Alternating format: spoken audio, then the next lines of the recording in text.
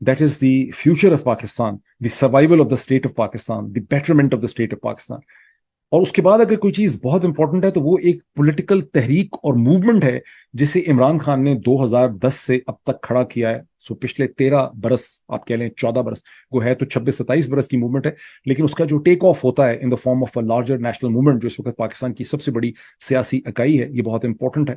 اس کی کنٹینیوشن, اس کے ریزلٹس نکلنا, اور پھر آف کورس اس کے بعد عمران خان آتے ہیں. یہ اور بات ہے کہ عمران خان اس وقت اس کرائسس کے بالکل سینٹر میں ہیں.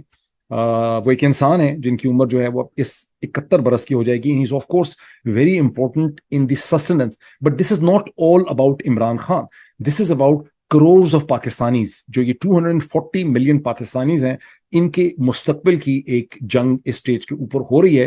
اور یہ 241 ملین پاکستانی جو ہیں, یہ اس عجیب و غریب قسم کی, نامعلوم قسم کی جو جنگ ہے, جس کو ٹھیک طرح سے ڈیفائن ہی نہیں کیا گیا, اس میں کیوں پھنس گئے ہیں, اس کی ڈٹرمنیشن کرنا جو ہے بہت ضروری ہے.